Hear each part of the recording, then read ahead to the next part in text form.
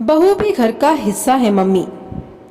निशा जैसे ही घर में प्रवेश करती है, देखा हॉल में उसकी दोनों ननंद सासू माँ सुचित्रा जी के साथ ठहाके लगा रही थीं।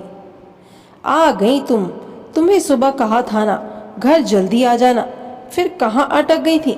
देखो तुम्हारे ननंद घर आई हैं। अरे माँ, ऑफिस में पार्टियां होती रहती हैं, वहीं कहीं चाय नाश्ता कर रही होंगी भाभी। क्यों भाभी? ताने कसते लहजे में निधि बोली। जिस तरीके से सुचित्रा जी बातें बोलती थी, उन्हें देख दोनों बेटियां भी भाभी पर उसी तरह ताने कसती रहती। नहीं दीदी, अभी क्लोजिंग का टाइम है, काफ़ी सारी फाइलें तैयार करनी होती हैं, बस उसी में देर हो गई।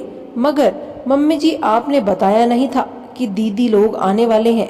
अरे इसमें बताने की कौन सी बात है, ये मेरी बेटियों का घर है और उनका पूरा हक बनता है। निधि सुनिधि दोनों का मन किया तो आ गई। बेचारी तो बोल रही थी भाभी घर में नहीं है, आप परेशान हो जाओगी, मगर मैंने कहा अपने घर में आने के लिए किसी की परमिशन लेने की ज़रूरत नहीं है, आराम से आ जा सकती हो। आखिर ये तुम्हारी माँ का घर है और इस पर पहला अधिकार तुम दोनों बेटियों का है। और तुम हर बार ये क्यों भूल जाती हो? मेरे सामने और मेरे बाद में इस घर की जिम्मेदारी तुम्हारी है। घर में बहन बेटियां या फिर कोई मेहमान आए, सब तुम्हें ही संभालना है। नौकरी करने की इजाज़त दी है, इसका मतलब यह नहीं घर परिवार की जिम्मेदारियों से मुक्त कर दिया। तुम्हें अब जाओ, जाकर काम करो।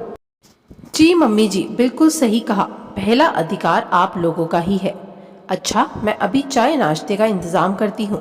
हाँ, सिर्फ चाय नाश्ते में नहीं टरकाना है, खाने की तैयारी करो। मुझे अच्छे से पता है तुम्हें इसमें भी तकलीफ होगी, मुझे भी रसोई में लगना ही पड़ेगा। रुको माँ, अब आपको आराम करने का समय है। घर में बहू आ गई है, कब तक यूं ही रसोई में काम करती रहोगी? निधि सुनिधि दोनों एक साथ बोल पड़ी। कहते तो तुम ठीक हो, एक काम करो बहू, तुम सिर्फ कड़ी चावल, मटर पनीर, सूखी गोभी आलू, बच्चों के लिए पनीर के पराठे और मेरे लिए रोटियां। मीठे में भी कुछ अच्छा बनाना, और हाँ, सलाद बनाना बिल्कुल मत भूलना। अब निशा क्या बोलती, यह तो हर बार ही होता है। सासू माँ को अच्छे से पता है कि ऑफिस में देर सवेर हो ही जाती है, फिर भी अकेलापन का बहाना बनाकर कभी अपनी बेटियों को, तो कभी अपने ननंद को, तो कभी पास रहती अपनी सहेलियों को ही घर पर खाने के लिए आमंत्रित कर लेती हैं। कभी कभी तो पहले से बता देती थीं, पर कभी कभी तो सरप्राइज विजिट में के नाम पर ही बहू की परीक्षा लेती हैं कि अब अचानक बहू थकी हारी ऑफिस से आकर ससुराल की जिम्मेदारियां उठा पाएगी भी या नहीं, ये कोई नहीं सोचता। क्या करती, शादी को 8 महीने ही हुए हैं। एक बार निशा की माँ ने उसे कहा था, सास जैसा कहे वैसा करना, उसकी हर बात मानना। वह तुम्हें नौकरी की इजाज़त जो दे रही है, तुम उसकी हर बात को अपने सर माथे लगाना। क्या हुआ जो थोड़ा खाना बनाना पड़ेगा, अगले दिन तुम आराम कर लेना। बेचारी निशा माँ के कहे अनुसार हर काम करती रही, मगर आराम उसे कभी नहीं मिला। और तो और कोई काम वाली भी नहीं लगाती। कहती हैं, तुम दोनों दिन भर तो ऑफिस में रहते हो, आखिर गंदगी करने वाला है ही कौन यहाँ?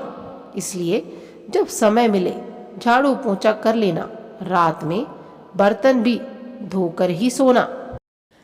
अब उसके पास सुबह झाड़ू पोंछा, नाश्ता खाना और सबसे ज़रूरी सासू माँ के कमरे में चाय पहुँचाने का काम। नो आराम। सोचते हुए अपने कमरे में पहुँची तो देखा बच्चे टीवी पर वीडियो गेम खेल रहे थे। सारा कमरा तहस नहस था, तकिया चादर सब बिखरे पड़े थे। ड्रेसिंग टेबल पर कांच पर बच्चों ने लिपस्टिक और नेल पेंट से पेंटिंग बना दी, जिसे देखकर उसे बहुत गुस्सा आया। मगर अभी उसने ननद के बच्चों से कुछ भी कहा तो घर में महाभारत शुरू हो जाएगी। यही सोचकर चुपचाप कपड़े बदले, हाथ मुंह धो, कपड़ा लेकर ड्रेसिंग टेबल का कांच साफ किया और रसोई में आकर चाय बनाने लगी। अच्छे से पता था कोई भी मदद के लिए आगे तो आएगा ही नहीं, और भाभी मेरे लिए चाय मत बनाना, हम तो कॉफ़ी पियेंगे। छोटी ननद ने आवाज़ लगाई, नई फरमाइश। निशा चाय, कॉफ़ी, सूखा नाश्ता टेबल पर सजा देती है। बहू कुछ नहीं तो गरम गरम पकोड़े बना देती। कौन सी ननंद रोज़ रोज़ आकर तुम्हारा नाश्ता खाती हैं। मम्मी जी अभी खाने की तैयारी भी करनी है, इसलिए कितना भी कर लो सासू माँ कभी प्रसन्न नहीं हो सकती है ना। अरे भैया, तुम जैसी कामचोर बहू नहीं देखी हमने। तुम्हें नौकरी करने की इजाज़त दी है और तुम हो कि हमारी घर की बेटियों को कुछ अच्छा बनाकर तक नहीं खिला सकती हो। भाभी अगर ऐसी बात है तो अगली बार से हम आना ही बंद कर देंगे। हमें तो लगता है आपको अकेले रहने की आदत है और अकेले रहना ही पसंद है। ऐसा करो, आप खाना तो रहने ही दो, हम लोग थोड़ी देर में वापस चली जाएंगी। बड़ी ननंद थोड़े रोष से बोली। अरे दीदी, आप लोग आए हैं और जाने की बात ही करने लगे। भाई रोहन ऑफिस से लौटकर आया ही था। अपनी बहन की बात सुन बोल पड़ा। अरे नहीं भैया, हम तो मजाक कर रहे थे। आखिर ननंद भाभी का रिश्ता ही मस्ती मजाक का होता है। थोड़ा बहुत भाभी को तंग कर लिया तो कौन सी बड़ी बात हो गई। खिसियाते हुए सुनिधि ने बात को पलटते हुए कहा ताकि कहीं भाई को ऐसा ना लगे कि उसकी पत्नी पर तंज कसे जा रहे हैं। सबकी हंसी मजाक सुन निशा रसोई में लौट जाती है और कुछ देर बाद रोहन उसके पास आया और बोला, क्या बात है, तुम्हारा मुंह क्यों उतरा हुआ है? कोई बात है तो बताओ। कुछ भी तो नहीं। देखो, तुम मुझे बताओगी नहीं तो मुझे पता कैसे चलेगा? और आज तो तुम्हारी मीटिंग थी ना, कुछ हुआ है ऑफिस में? रोहन ने इतने प्यार से पूछा तो निशा बोली, देखिए, मुझे ऑफिस जाने से पहले फिर लौटकर घर के काम करने से कोई भी एतराज़ नहीं है। छुट्टी वाले दिन रसोई में काम करने से परहेज नहीं, मगर अचानक आए हुए मेहमान मुझे परेशान कर देते हैं। अब देखिए, कड़ी चावल, सब्जी, पराठे, मीठा, सभी कुछ तैयार करने में कितना वक्त लगेगा। फिर सारी रसोई भी समेटनी होती है। कल फिर ऑफिस भी जाना है। मैं भी थक जाती हूँ, मगर मुझे अच्छे से पता है मैं पराए घर से आई हूँ और ये उनका घर है। वह जो चाहे वह करें, मैं उन्हें कुछ बोल भी नहीं सकती। मैं बोलने वाली होती ही कौन हूँ? निशा की बात सुन रोहन को सारा माजरा समझ में आया। वह बोला, एक काम करो निशा, तुमने पराठे की तैयारी कर ली है, मीठे में तुम कस्टर्ड तैयार कर लो, बाकी सब मुझ पर छोड़ दो।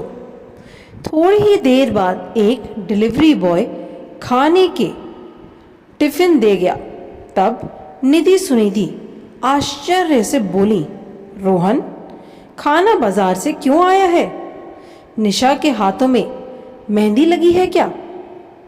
नहीं दीदी, मेरे दोस्त ने टिफिन रेस्टोरेंट शुरू किया है। जब मैंने निशा से खाना का मेन्यू पूछा तो मुझे याद आया, उसने मुझे कार्ड देते समय बोला था मेरे यहाँ कड़ी चावल, आलू गोभी, पनीर की सब्जी स्पेशल बनाई जाती है। तो मैंने सोचा क्यों ना आपको कुछ हट के स्वाद चखाया जाए। घर का खाना तो आप लोग खाती ही रहती हैं, इस बार कुछ नया किया जाए। बस मैंने झट से फ़ोन किया, फटाफट उसने यह सब भेज दिया।